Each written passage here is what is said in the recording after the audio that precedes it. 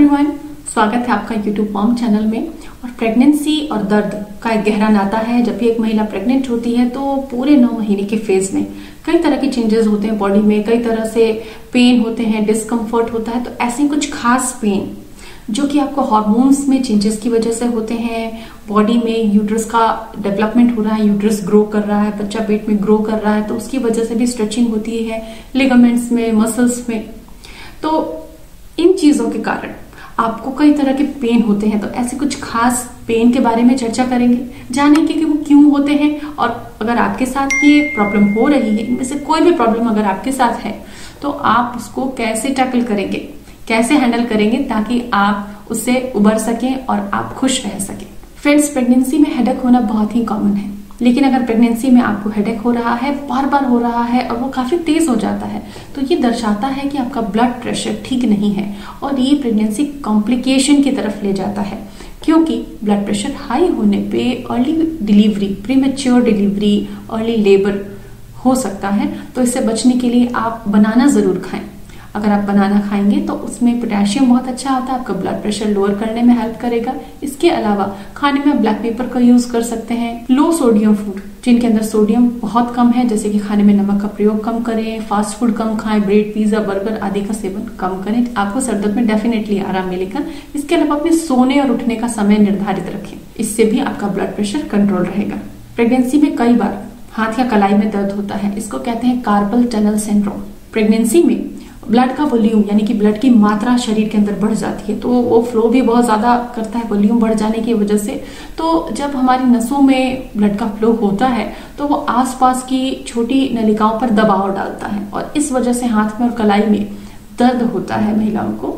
ऐसे कंडीशन में आपको थोड़ा सा योगा एक्सरसाइज करना चाहिए, जिससे कि आप काफी कंफर्टेबल महसूस करेंगे। प्रेगनेंसी में ब्रेस्ट में पेन होना बहुत ही कॉमन है और ये जैसे ही आपको पता चलता है कि आप प्रेग्नेंट हैं, ब्रेस्ट में चेंजेस होना, दर्द होना, टिंगलिंग होना, सोरनेस होना, फुलनेस होना, हैवीनेस होना शुरू हो जाता है। ये प्रेगनेंसी का लक्षण भी है।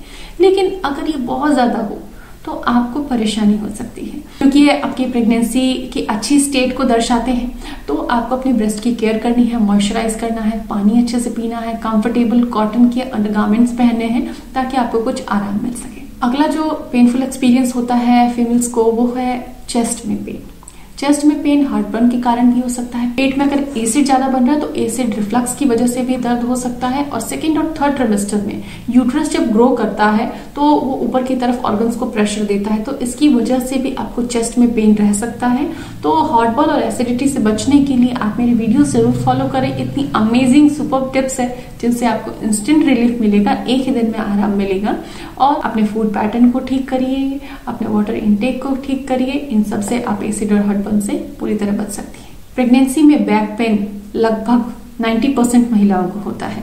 तो बैक पेन से कैसे बचे? फ्रेंड्स, प्रेगनेंसी में अगर आप योगा करती हैं तो योगा और एक्सरसाइज आपकी बॉडी को इतना फ्लेक्सिबल बना देते हैं कि ये पेन बहुत हल्का होता है और आप इसे महसूस भी नहीं कर पाते हैं और बहुत आराम से रहते हैं। इसलिए योगा जरूर करें। अगली बात कि प्रेग्नेंट महिला जब थर्ड ट्राइमेस्टर में एंटर करती है तो बॉडी धीरे धीरे थर्ड ट्राइमेस्टर के एंड में जाके धीरे धीरे लेबर के लिए तैयार होती है। तो लूजनिंग होता है, लिगामेंट्स में, मसल्स में लूजनिंग होता है, बोन्स में लूजनिंग होता है। तो इस वजह से भी बैक में पेन हो सकता है। दूसरी बात है पोस्चर। जैसे जैसे यूट्रस ग्रो करता है बॉडी का पोस्चर डिस्टर्ब होता है। तो इसके लिए आप प्रेगनेंसी बेल्ट का इस्तेमाल करें। प्रेगनेंसी बेल्ट कौन सी लेनी चाहिए, इसके लिए यूट्यूब साइली चैनल पे प्रेगनेंसी बेल्ट पर मेरा वीडियो है, आप उसे देख सकते हैं। प्रेग्नेंट होने पे अपने निचले अंगों में, महिला के निजी अंगों में भी कई बार, ग्रॉइन एरिया में भी कई बार दर्द होता है। वो इसलिए कि हिप का जो जॉइंट है वहां पर लिगामेंट्स में और नर्व्स में यूट्रस की पोजीशन की वजह से प्रेशर पड़ता है और ब्लड फ्लो थोड़ा सा कम हो जाता है। तो इस वजह से भी वहां दर्द होता है। तो आप अगर नियमित एक्सरसाइजेस कर रही हैं तो इसमें भी आपको आराम मिलेगा। अगला जो पेन है, अगला जो बैड एक्सपीरियंस है, वो है फुट और लेग से रिलेटेड। पैरों में, काफ में बहुत ज्यादा क्रैम्प होना, बहुत ज्यादा दर्द होना। और लगभग 95% वुमेन को प्रेगनेंसी के दौरान ये एक्सपीरियंस होता है। तो इसका रीजन है कि जैसे जैसे प्रेगनेंसी बढ़ती है, नीचे शरीर के निचले अंगों में ब्लड का फ्लो कम हो जाता है। ब्लड का फ्लो कम होने से वहां पे पेन होता है। तो इसके लिए आप एक्सरसाइज जरूर करें। एक्सरसाइज आपको बहुत हेल्प करेगा। नियमित अगर आप वॉक भी करती हैं तो वो काम भी आपको बहुत मदद करेगा। इसके अलावा आप फुट सोकिंग कर सकती हैं। फुट सोक का अर्थ है कि एक बकेट में या टब में पानी रखना है, अपने टखनों तक उसमें पैरों को सोक करना है और थोड़ी देर तक पीसफुल रहना है, कुछ इंस्ट्रूमेंटल म्यूजिक सुनना है जिससे कि आपको अच्छा फील हो। इसके अलावा आप अपने पैरों को थोड़ा ऊपर करके भी बैठ सकते हैं। इन तरीकों से आपको प्रेगनेंसी में होने वाले डिस्कम्फर्ट और पेन से बहुत अच्छे से आराम मिल जाएगा। उम्मीद करती हूँ कि आप सभी को ये जानकारी अच्छी लगेगी और इससे आपको लाभ भी मिलेगा। मिलते हैं अगले वीडियो में। Thanks for watching.